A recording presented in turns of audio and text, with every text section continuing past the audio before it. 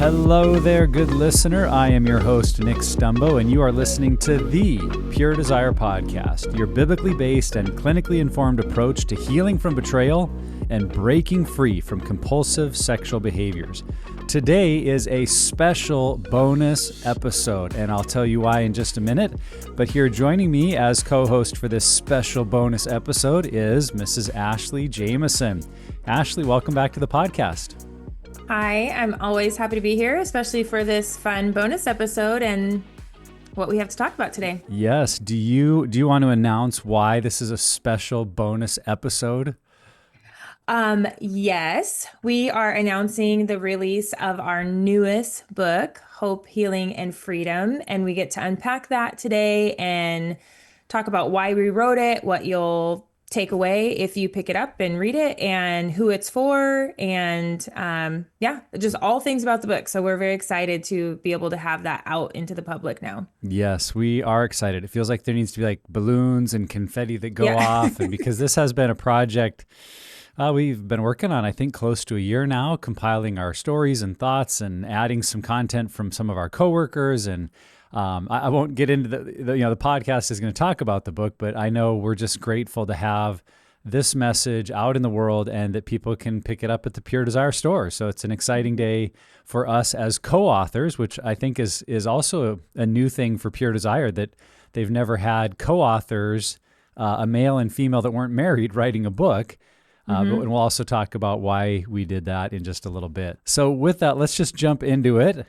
Question for you, Ashley. In your own words, why would you say that we wrote Hope, Healing, and Freedom? And why was it important that we wrote it together? Okay, so I feel like this answer is a little layered. I think it's important because as somebody who has been the person searching for help after discovery, after my husband's pornography use and compulsive sexual behaviors came to light, I was out there searching for a resource that addressed both maybe what he's going through, what I was experiencing as a betrayed spouse, and the big thing, how do we get out of this? And so it was really hard to find one resource that captured all of that.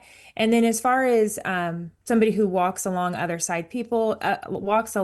others and helps churches and leaders and group members, and I've seen my own family members and friends go through something because so many people struggle in this area or are impacted by it. It's going to be so nice to have a resource we can put in their hand that we can say, hey, I think this will be helpful for you. Read it if you want, but it's full of information, and that it's left there visible for them to see.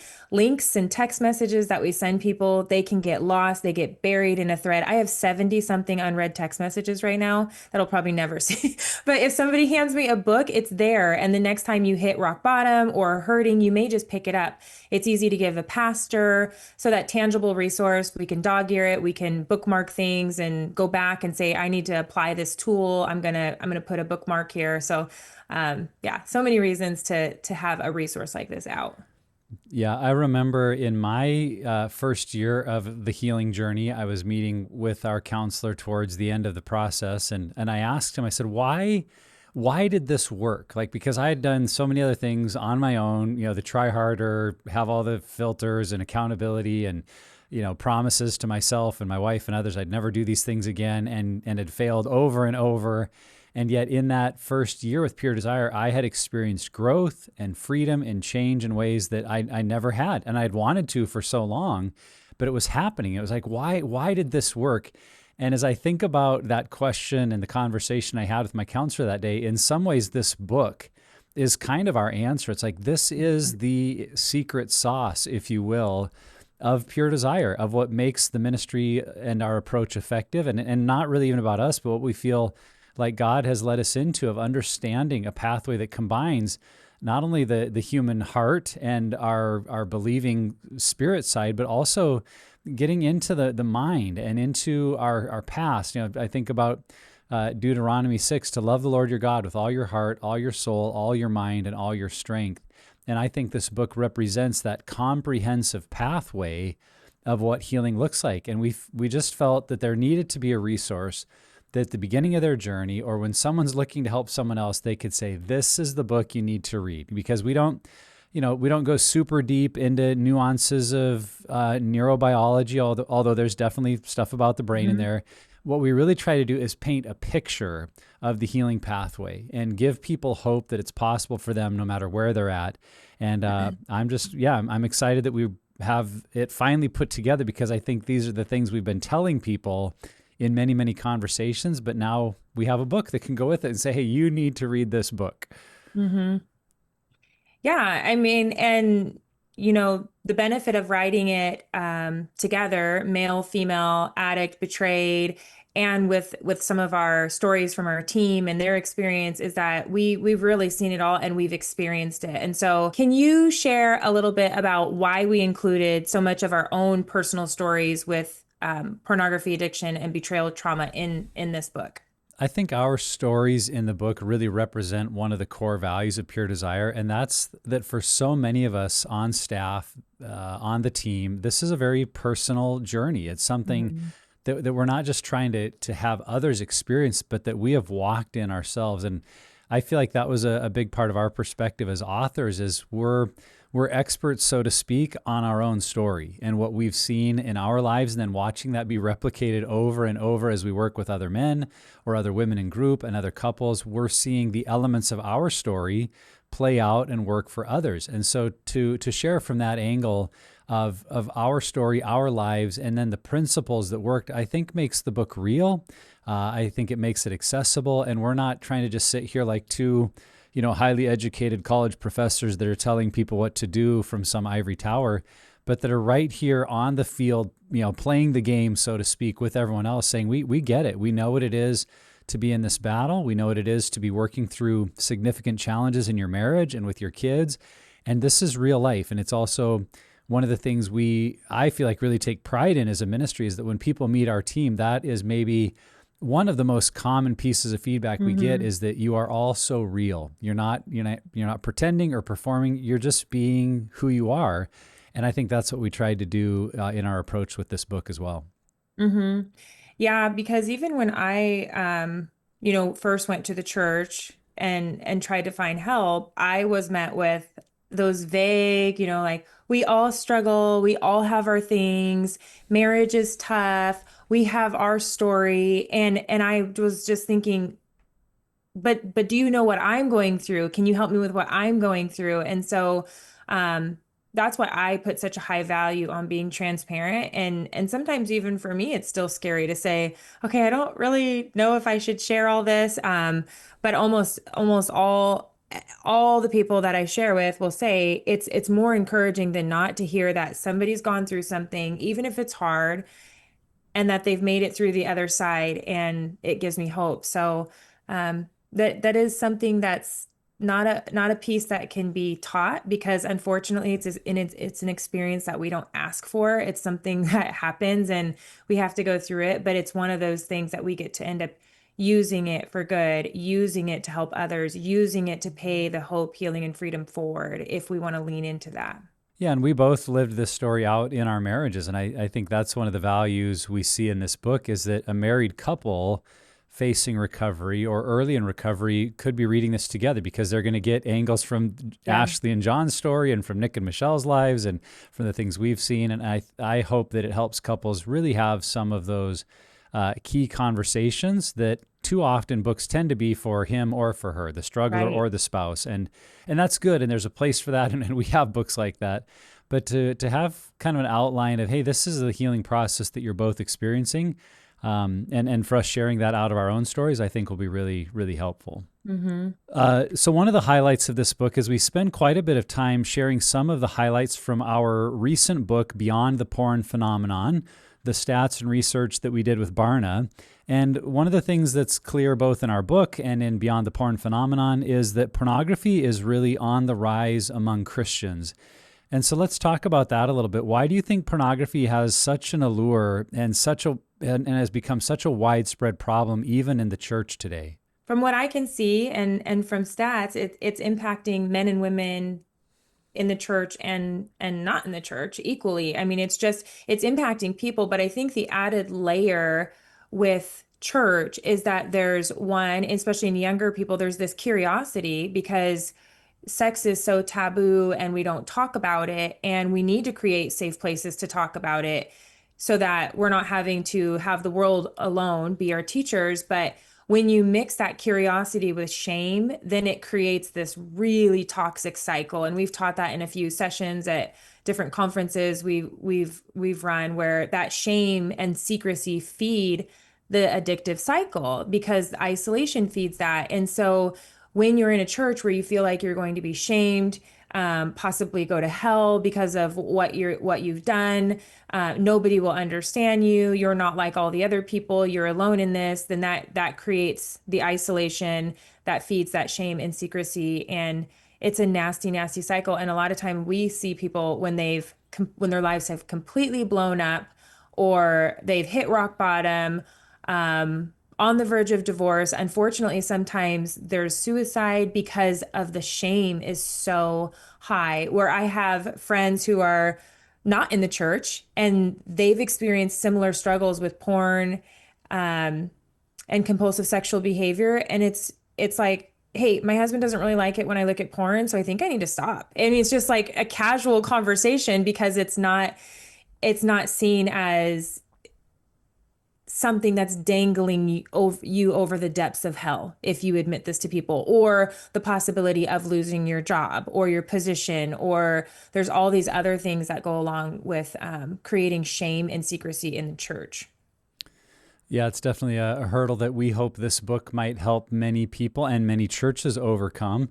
And one of the things we talk about in the book as well is the idea that we are all sexual beings. And Mm-hmm. I think about that the body is the body and the brain is the brain, whether it's a Christian body or an atheist body or a Buddhist body, like the body still responds to certain stimuli the same way. And the pleasure center of the brain, the reward system, is, as we talk about in the book, very disconnected from our thinking brain. So the part of us that is moral, that has come alive in Christ, that wants to honor God with our thoughts and behaviors and beliefs is a really good part of us, but there are very significant ways in which the part of our brain that's most impacted by dopamine isn't really talking to that moral, saved Christian part of our brain. And so on the other side of it, we've got to understand what is happening in my brain and my body when these things have occurred to me, what's happened in my past when I was first exposed to pornography.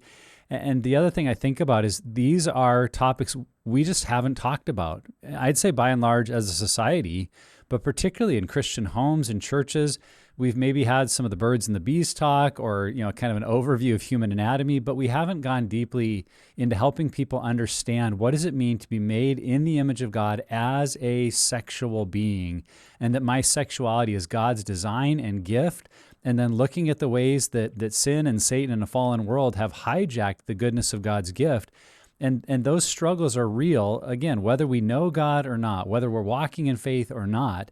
And so I think the fact that the church, as you said, is so silent by and large on this, it just increases the struggle because the body's the body and the brain is the brain, and it responds to sexual pleasure the same, whether we've been saved or not. And so I think the more we can recognize that and I hope none of our listeners will hear me say that like, oh, being a Christian doesn't matter in this journey, because it absolutely does. Yeah. It's a game changer to have faith in Christ and to invite him into this healing work. I mean, that's ultimately what it's all about. But at an addiction kind of struggle level, as so many people have found, their faith and the answers their faith had given them wasn't enough to help them avoid Mm-hmm. the allure of this. And then they went to a church that never talked about it and just felt like, well, maybe I'm the only one. And so I'll just try to figure this out on my own. And yet all around them are people struggling with the exact same issue. Mm-hmm. Yeah, I never really understood fully the analogy of the birds and the bees. I'm wondering if you can explain that to me. I know what it means, but I don't know what it means. So it never really made sense. Let's That use is a real valid words. question, Ashley. That will be our second book because I'm not sure I have the answer to that question either. I think even, anatomically, there's not much about birds and bees that really help us think about human anatomy. So, Right? Let's call it what it is. So there's no confusion about what we're talking about here. Um, yeah, and even what you're saying, I did go to the church for help first. And so I think with the church, sometimes and historically we can separate, that all you need is Jesus, all you need is prayer. The truth will set you free if you truly surrender to God, if you have faith that, that can move mountains, all these things, and that's all needed, but it needs to be paired with action steps and understanding why we're stuck and understanding where did we get off course and stop trusting God with these things. And ultimately, I did get to those same exact question and answers after a bunch of digging and processing and work.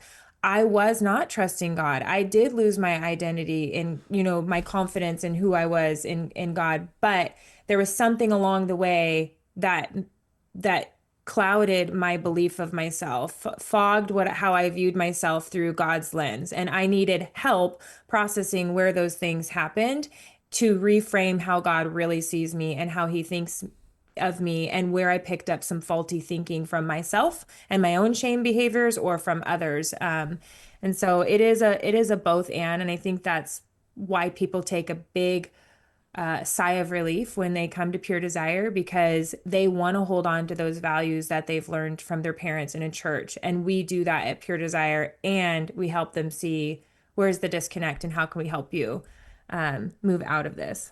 Can you share some common misconceptions about those who struggle with pornography or sexual addiction? I think when we hear the phrase sexual addiction, or we think about that person who struggles with pornography, there's kind of a caricature that does come to mind. We maybe think of someone that's very lonely or socially awkward, doesn't have any friends or interactions, and so they're pursuing this online fantasy world. Or we define the struggle by the extremes that it's taken someone to. And so if we hear of a person that's paying for sex and buying prostitutes, like, oh, well, they must be a sex addict. But the guy or the gal that's weekly struggling with something on their cell phone in the bathroom at night, we haven't thought of that because it's not as extreme. Yeah. Or we've defined addiction by the frequency that, someone who struggles or someone who's an addict, they're every day so compulsive they can't ever stop themselves. And yet what we have seen is that those are very inaccurate. Now, those things can be true, but we've recognized that addiction and compulsive sexual behavior can look like anyone. It can look like the person sitting next to us in church, the doctor, the lawyer, the friend. There are so many people that I've worked with in group that if you just looked at their life from the outside, you would say, oh, they have no need of pornography in their life. They wouldn't struggle with that. They wouldn't, they've got this wonderful life or this beautiful family or this great job. That's the caricature I think we get stuck in, to think that pornography or sexual addiction is only a trap for people that don't have anything else in their life. And yet, as we talk about so well in the book, this struggle has very historical roots in our life. It often starts very, very young. We're set up for struggle even as into our childhood. And I'm not saying, that little kids struggle, but little kids are taught messages about their value, worth, and identity. They begin to inherit messages of shame or worthlessness that are the exact things that set them up to struggle with sexuality later in life. And it's not because they've, become an adult and are some lonely person that has nothing else. It's because it's the pattern that we've learned to reach out to. And I think that's what we're trying to do in the book, is to normalize this behavior. And I don't mean normalize like say, oh, it's okay, no big deal, but to normalize it in the way that it's normalized that people might have a food issue or that someone might have an alcohol issue. We don't expect that there's only that kind of person that has a struggle. We know that can affect anyone. And we just see that it's because the brain is really wired. If you think about it, the brain is wired for addiction. I remember our founder, Dr. Ted Roberts, told me that we were all born for addiction, because in our brain, when we feel certain strong thoughts, emotions, or feelings, our brain wants to run to something that makes us feel good. Mm-hmm. And as Dr. Ted Roberts would say, we were all born to run to Jesus. But we've learned to run to something else. And when we run to something else, we get addicted to it because it's a way of feeling good. It's a way of managing life.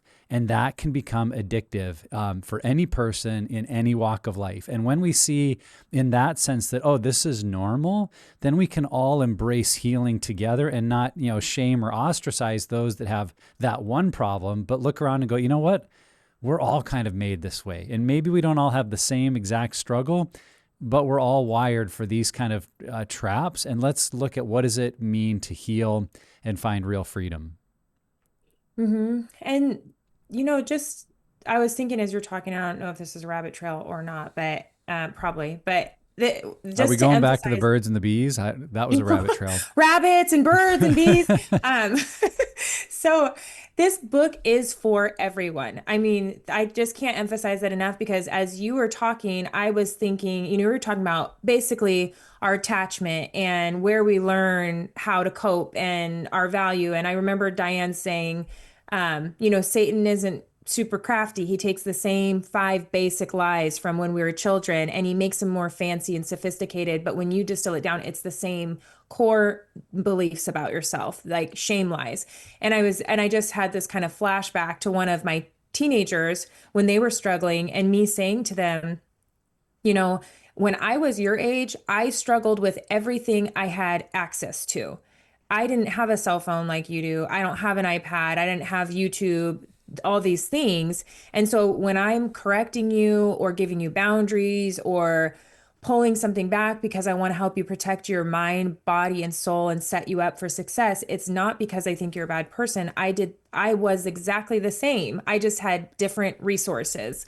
Um, and so, but I would have never been able to say that or do that with my child or a sister or a brother or a neighbor who came to me if I haven't worked through my own things or at least had a basic understanding. And so I guess that's my plea to at least everyone listening to this podcast or Christians, the church, that you would grab this book and read it. So even if it's not your issue, you have that basic understanding to be able to talk to our next generation, to talk to your grandkids, your nieces, your nephews, your sisters, that you would respond well in a way that encourages people forward through their mess and that there is hope in that. So that was my rabbit trail.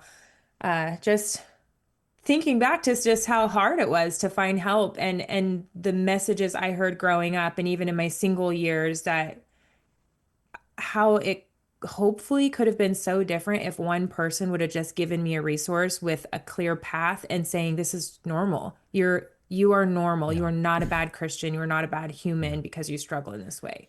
Yeah, what I hear you saying, Ashley, is this is a conversation we all need to be having. That it's not Yes. just a conversation for those people with that problem, and maybe one day I'll meet a random, struggler, and I'll be able to help. It's like, no, I'll need to have this conversation with my kids, with my Mhm. friends, in my family.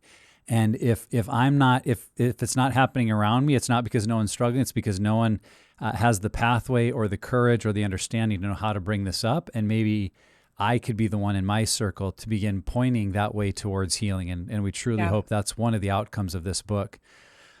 So one of the things we talk about quite a bit in the book, Ashley, is the idea of connection. And we've many times used the phrase from a Johann Hari talk where he says, the opposite of addiction is not sobriety, it's connection.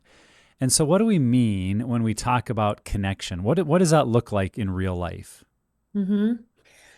Ooh, again, layered.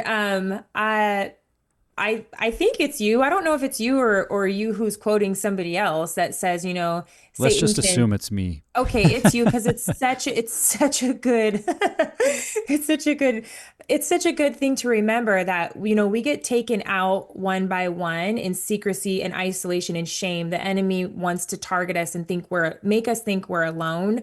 But then you go to something like our annual summit or our conferences and you see that hundreds of people can be set free at one time when somebody has the courage to say, I've been there, here's the path forward. You are not alone.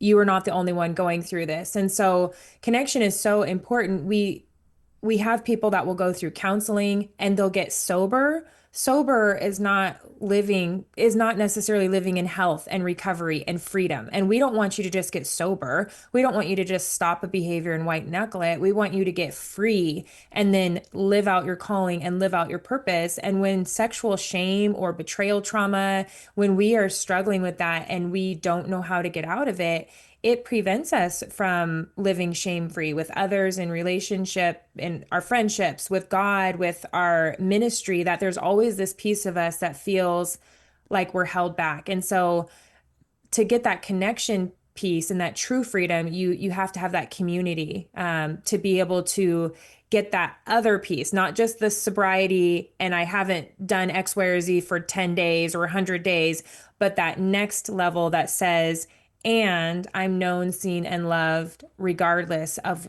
what I've done or what I'm struggling with. And that's the element that we offer in a group setting. That's the element that we get through community that propels us to not just be okay with not doing it or continuing the same pattern or lessening the frequency, but that we're living our fullest Hmm. life. When I hear the word connection, I think of words like intimacy and attachment. And intimacy at its base level is not sex. It's not about sexuality. Intimacy is knowing and being known, that someone knows me fully. They know the good, the bad, and the ugly. I'm truly known and I'm loved and accepted. That's Mhm. connection. And we were all made for connection, whether we believe it or not, whether we think we're an extrovert or an introvert, a people person or not. Like, you were wired, you were designed for secure attachment with other people and with your creator. One of our favorite Mhm. authors, Dr. Kurt Thompson, is the one who said that every person born into the world is looking for four things: to be seen, safe, soothed, and secure. And he goes Mhm. on to say that never stops. Like, that's a need we all have. And our brain is actively looking, going, am I safe? Am I seen? Am I secure? Are there places I can go to be comforted? And when we know that we are, when someone provides that sense of I'm safe, I'm seen, I'm secure with you, when I'm with you, I feel comforted, there's a soothing in our relationship. That's connection. And what we have found is that people who develop secure attachment really have the capacity then to overcome addiction of any kind, because they no longer need the coping strategy that they've been using. Instead, they're doing what we would call healthy coping by finding secure attachment in God and others. And I think the good news is that every single one of us is capable of secure attachment. Yes.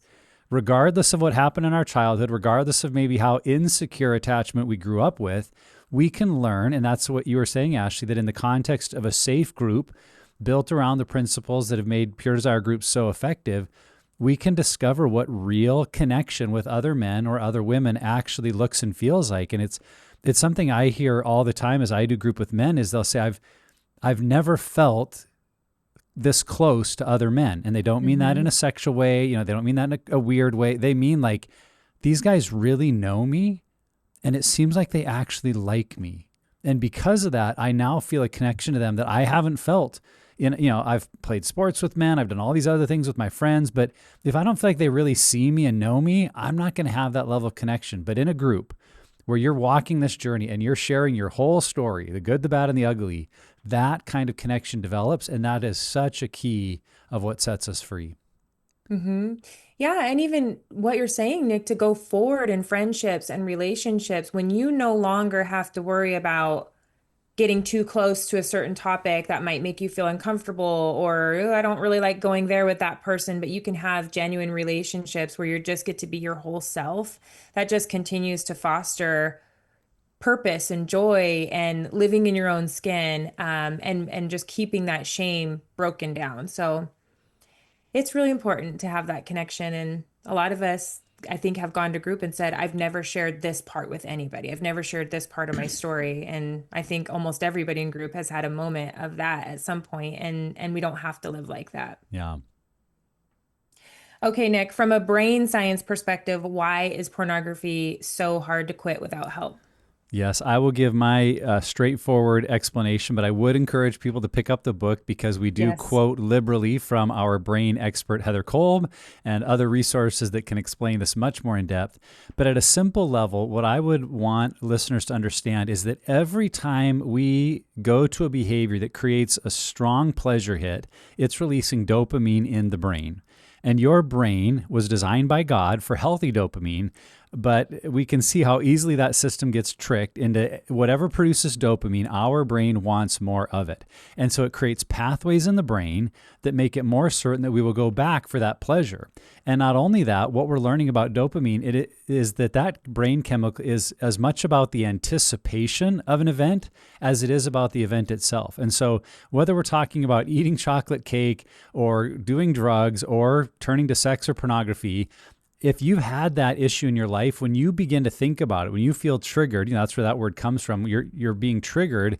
A little bit of dopamine is being triggered in the brain, and that reward system that you've developed to go back to that thing is getting activated. And every time we walk that road, it's getting deeper and deeper ingrained, so that it almost becomes an automatic brain response.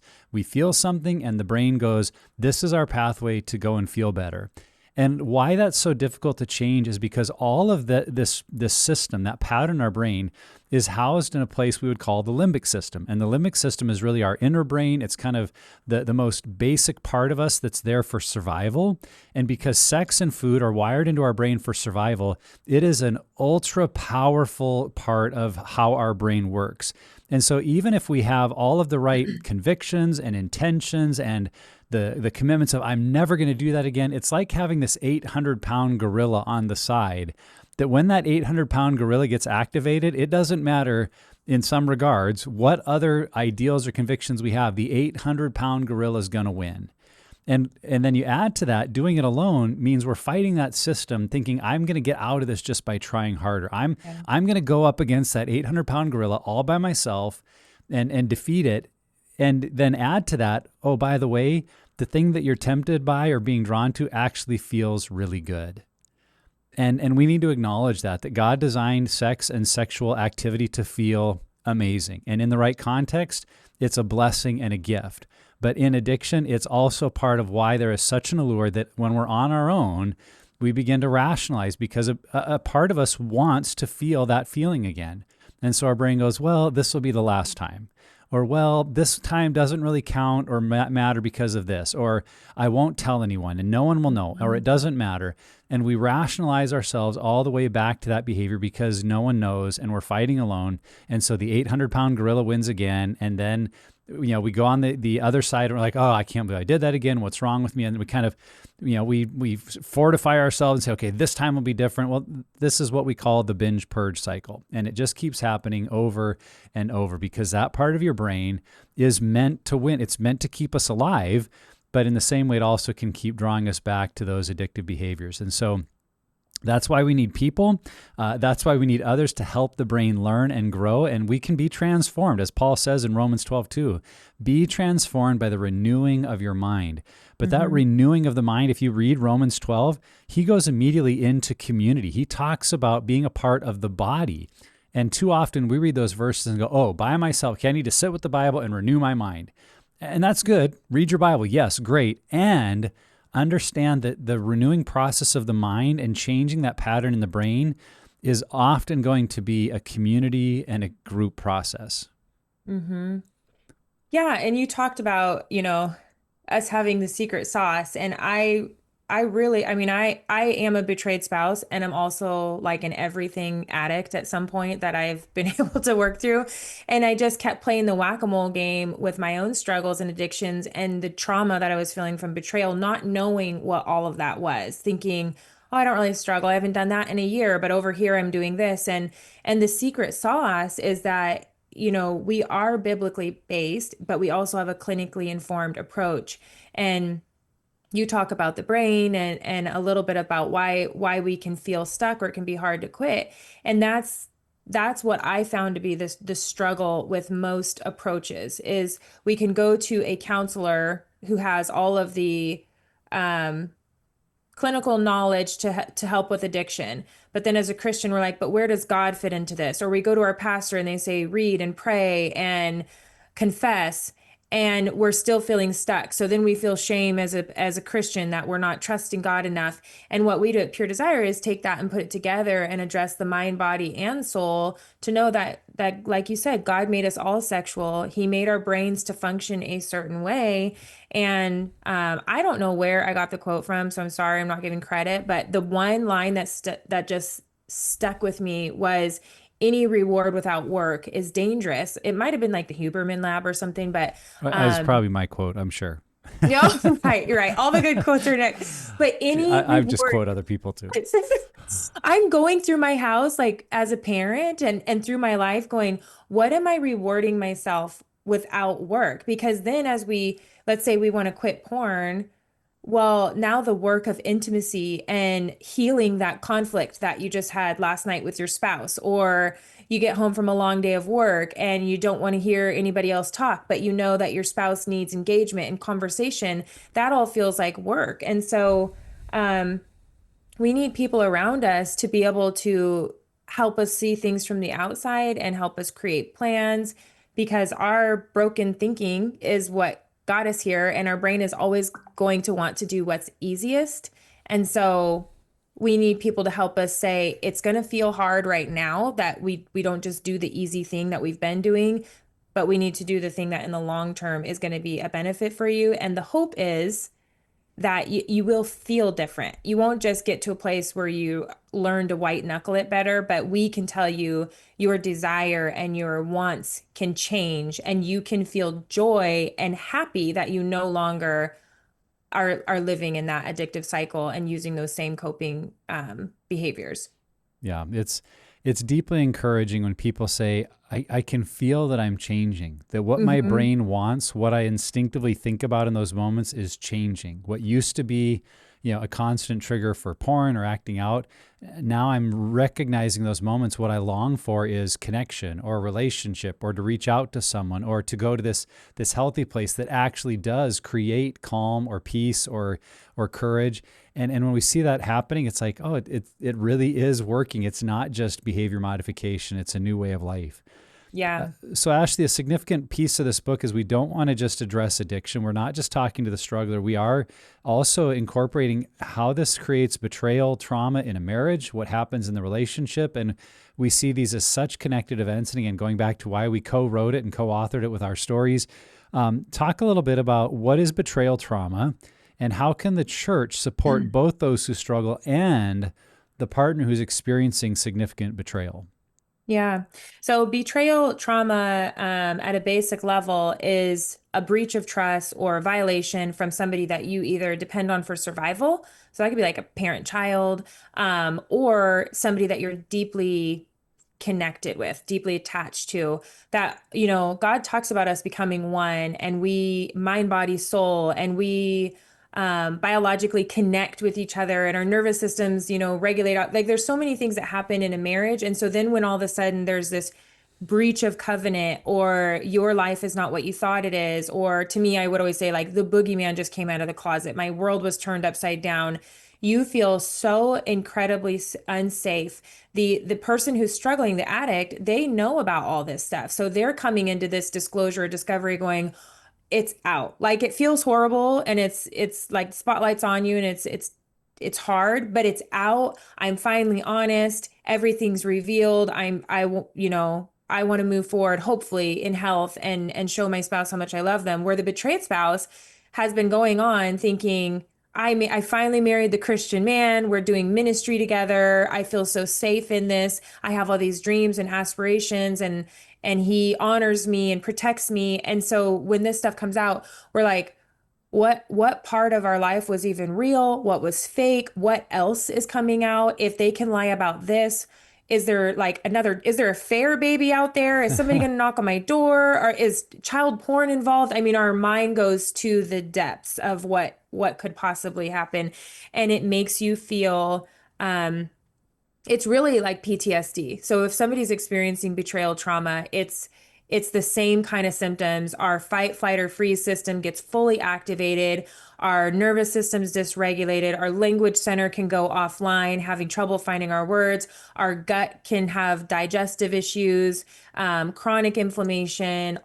Every body system is impacted by that kind of trauma. And often we don't know we're going through it. And if you haven't had something like this book to explain what addiction is and betrayal trauma, or you don't have the right help, then it's, well, why are you overreacting? Can't you just forgive? Why are you responding in such a big way? And they don't know that what they're experiencing is trauma. And so for the helper or the church pastor or the leader or the friend, it's important to know what is happening to a betrayed spouse so you can be there in a supportive way and not a way that's going to add the addict shame on top of the betrayed spouse. Yeah. Well, and in the book, we use the metaphor of a car accident that so often what the church does is some guy plows into another driver, and the other driver is really injured and hurt and needs medical attention, but the church comes along and picks up the cause of the accident and says, let's help you, let's get you driving classes, let's make sure you don't do that again, let's support you. Meanwhile, Mm-hmm. the person that got hit or run over is like, what about me? And in this case, Yep. that's the spouse. And really, when we talk about how churches can support that betrayed spouse, I think in so many ways, they are the one that needs attention first. They're the ones that need a loving group that surrounds them, people who say, what do you need? How can we support you? Could we help with childcare? Do you need some time Yeah. to get to a counselor, and we could watch your kids or provide a meal? All those things that we might think of in grief or other traumas really do apply when pornography's been exposed in a marriage. There's been some kind of discovery or disclosure. And we'll get to the struggle. Yeah, that addict or the one struggling needs to take some steps. They need to find healing and sobriety and group and all of that. And that betrayed spouse has very immediate needs because, like you said, the Mm-hmm. one who's struggling, they've been living in this world their whole life. They're aware of what's going on, and now they're just revealing it.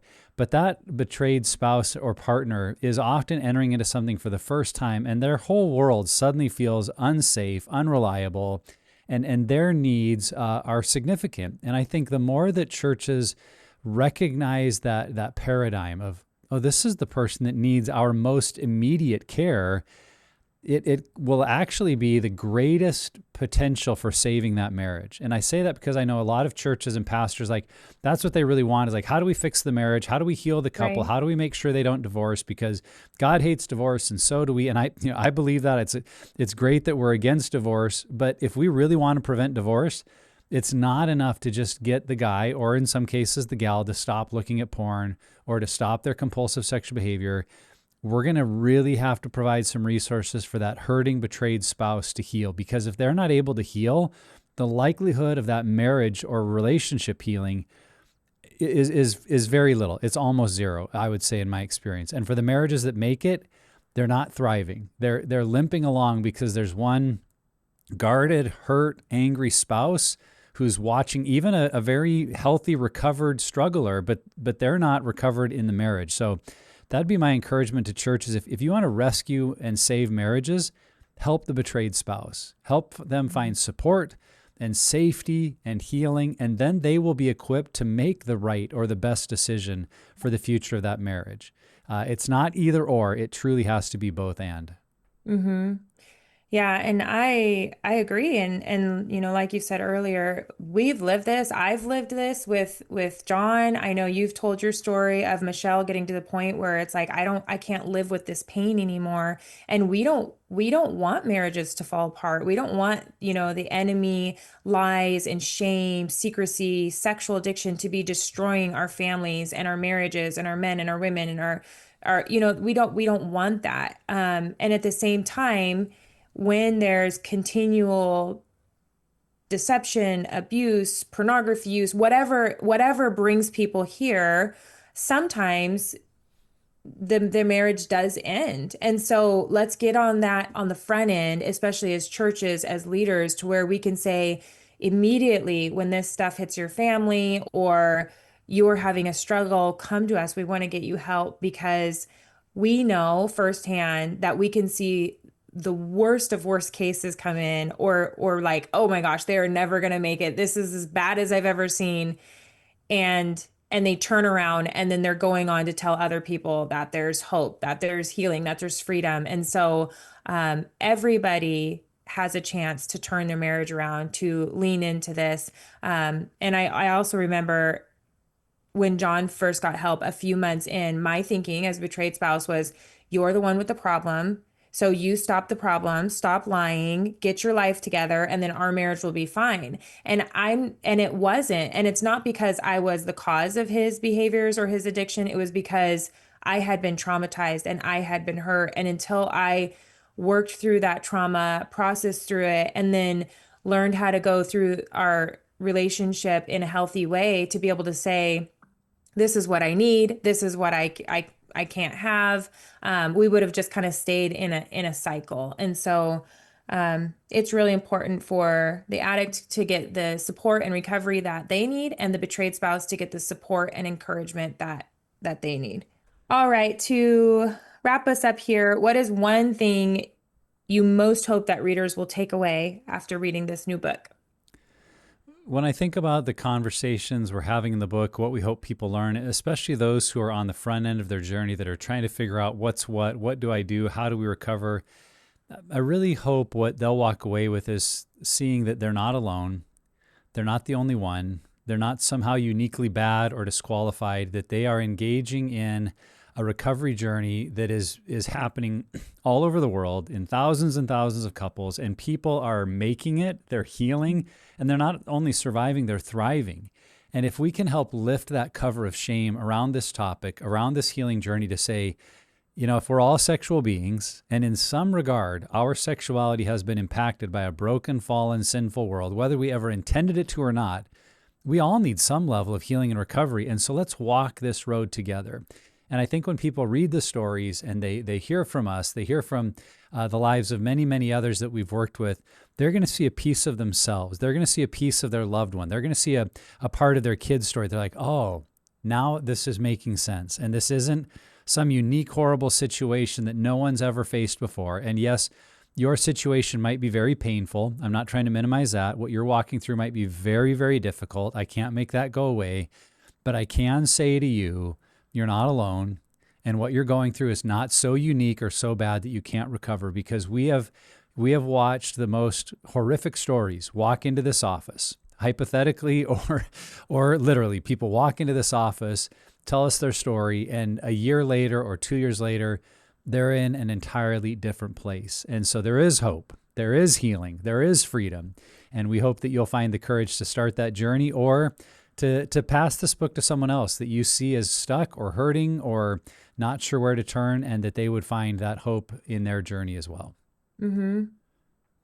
Yes, I echo everything you said. And then, another statement I said after I first discovered Pure Desire resources and all the new things that we've created since, I started my healing journey, is that I wish I would have had this information sooner. I wish they wouldn't have let me leave the hospital with my children without this information. And so even if compulsive sexual behavior and betrayal trauma is not your story, we love what we do because it gets to the root, and we say that sexual addiction is not about sex. And so I would just encourage you to read the book, regardless of where you're at, if it has anything to do with you, because the things that draw us to compulsive sexual behavior, the ways that we experience betrayal, those things can be very universal to all kinds of struggles, all kinds of relationships. And I think that people who read this will walk away with even just one nugget of information that will help them live a more authentic life, maybe connect a dot to an area that they struggle, even if it's not sex related or betrayal trauma related. So my hope for people that read this book is that everybody would read this book.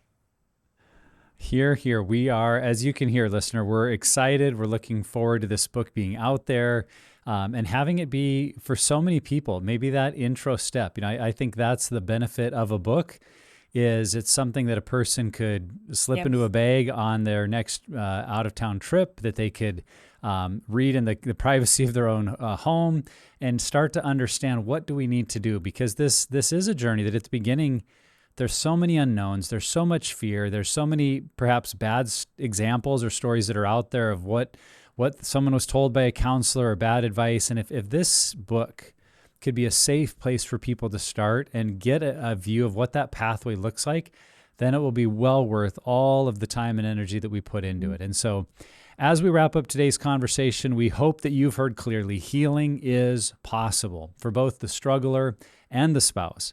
Our journeys are a testament that freedom doesn't come from perfection. Neither of us are perfect, but from honesty, connection, and the courage to seek help. Pornography and compulsive sexual behavior, as well as the betrayal that comes with it, doesn't have to be the end of your story. So whether you're in the middle of your struggle, or towards the end of a story, or at the very beginning, we want to come alongside you and help you find hope, healing, and freedom on the pathway forward. You are not alone, and there is hope.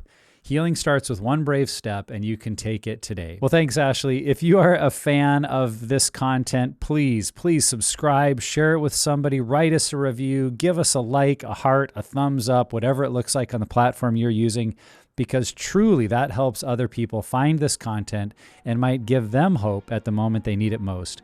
And if you would like more information about Pure Desire groups, resources, or counseling, visit us at puredesire.org.